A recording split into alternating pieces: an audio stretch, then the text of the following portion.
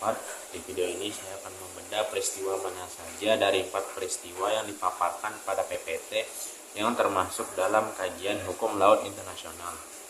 Sebelum itu, saya akan membahas sedikit mengenai hukum laut internasional, dimulai dari laut. Laut merupakan ruang yang unik dalam sistem hukum internasional.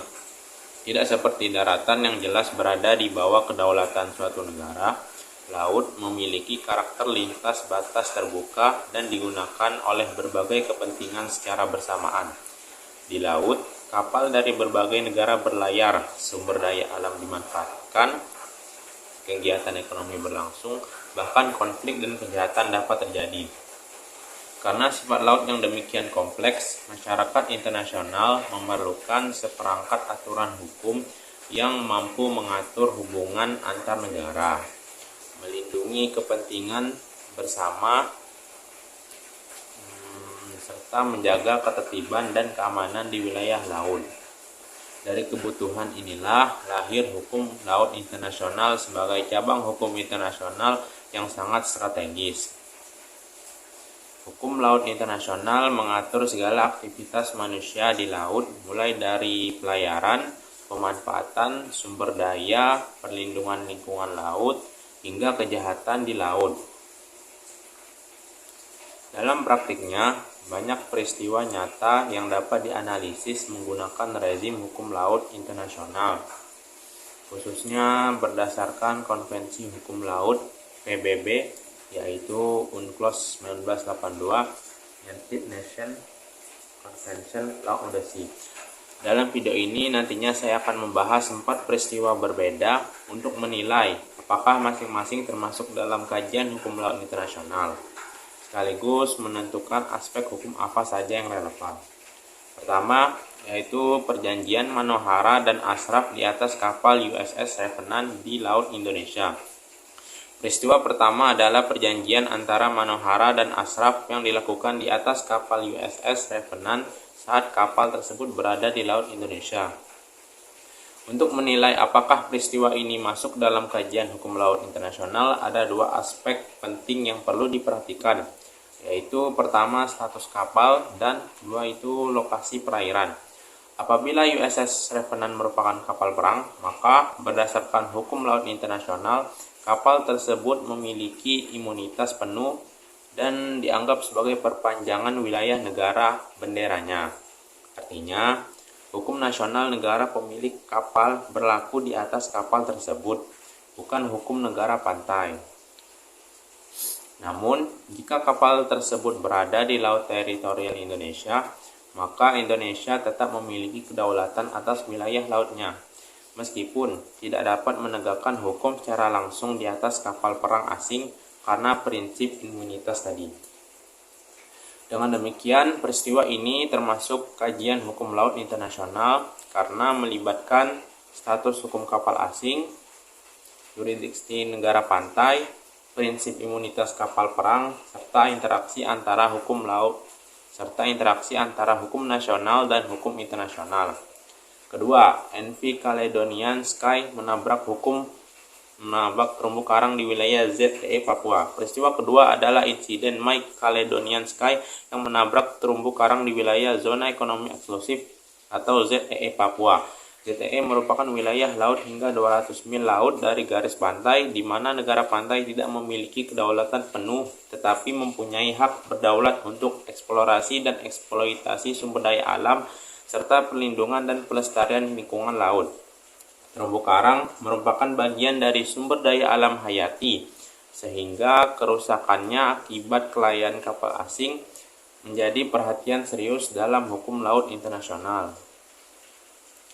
Dalam konteks ini, Indonesia berhak menuntut pertanggungjawaban atas kerusakan lingkungan laut, melakukan penegakan hukum tertentu sesuai UNCLOS 1982, dan menuntut ganti rugi lingkungan. Oleh karena itu, insiden ini secara jelas merupakan bagian kajian hukum laut internasional, karena menyangkut perihal perlindungan lingkungan laut, tanggung jawab negara dan kapal asing, serta hak berdaulat negara pantai di ZEE. Ketiga, yaitu pengangkatan bangkai kapal Titanic di Samudra Atlantik. Peristiwa ketiga adalah rencana atau tindakan pengangkatan bangkai kapal RMS Titanic saat berada di Samudra Atlantik. Kapal Titanic tenggelam di wilayah laut lepas atau high seas, yaitu wilayah laut yang berada di luar yurisdiksi negara manapun. Laut lepas diatur oleh prinsip kebebasan laut, tapi tetap tunduk pada aturan hukum laut internasional. Dalam hukum laut internasional, bangkai kapal di laut lepas diatur melalui prinsip warisan budaya bawah air, lalu ketentuan perlindungan situs bersejarah dan larangan eksploitasi komersial tanpa izin. UNESCO dan hukum laut internasional memandang Titanic bukan sekadar bangkai kapal, melainkan situs bersejarah internasional yang harus dilindungi.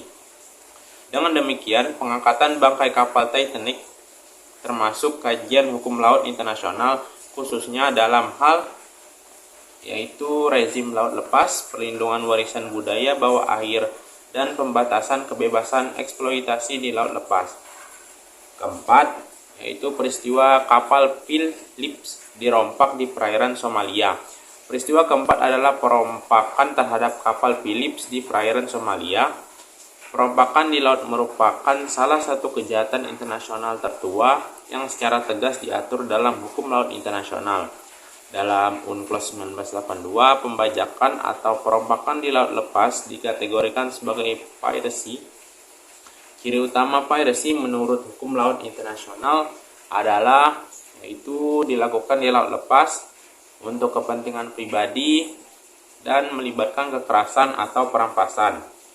Wilayah perairan Somalia memang dikenal sebagai kawasan rawan pembajakan internasional, sehingga banyak negara melakukan patroli bersama, lalu penegakan hukum lintas negara, serta penangkapan pelaku oleh negara manapun berdasarkan yurisdiksi universal.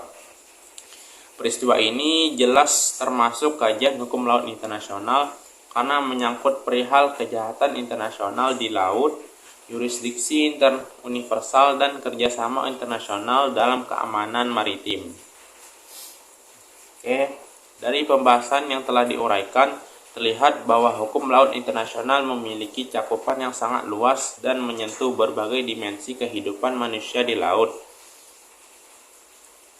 Setiap peristiwa yang terjadi di wilayah laut hampir selalu memiliki konsekuensi hukum, baik bagi individu, kapal, negara pantai, maupun masyarakat internasional secara keseluruhannya. Dari keempat peristiwa yang dibahas, dapat disimpulkan bahwa semuanya termasuk dalam kajian hukum laut internasional dengan fokus yang berbeda-beda, yang dimana peristiwa pertama itu perjanjian di atas kapal asing, itu menyangkut mengenai yurisdiksi dan impunitas kapal. Lalu kerusakan terumbu karang di ZEE tadi menyangkut perihal perlindungan lingkungan laut. Bangkai kapal Titanic menyangkut hal hukum laut lepas dan warisan budaya. Lalu peristiwa perompakan di Somalia menyangkut hal kejahatan internasional di laut. Dengan demikian, hukum laut internasional berfungsi sebagai instrumen untuk menjaga keseimbangan antara kebebasan dan tanggung jawab di laut, seperti kebebasan berlayar, kebebasan eksploitasi, dan kebebasan penelitian tidak bersifat mutlak, melainkan dibatasi oleh kewajiban untuk menghormati hak negara lain, melindungi lingkungan, serta menjaga keamanan dan ketertiban. Bagi mahasiswa dan praktisi hukum, pemahaman terhadap kasus-kasus konkret seperti ini sangat penting. Melalui analisis peristiwa nyata, kita dapat melihat bagaimana norma hukum laut internasional bekerja secara praktis dan bagaimana hukum internasional berinteraksi dengan hukum nasional.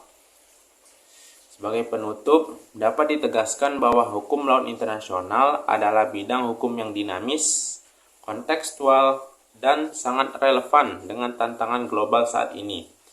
Setiap peristiwa di laut, sekecil apapun itu, berpotensi menjadi objek kajian hukum laut internasional apabila mengandung unsur lintas batas dan kepentingan internasional. Hal ini menunjukkan bahwa hukum laut internasional tidak bersifat abstrak, melainkan sangat dekat dengan peristiwa nyata yang terjadi di berbagai wilayah laut dunia. Sekian pembahasan saya mengenai dari keempat peristiwa tersebut, mana saja yang termasuk dalam kajian objek hukum laut internasional. Sekian dan terima kasih. Assalamualaikum warahmatullahi wabarakatuh.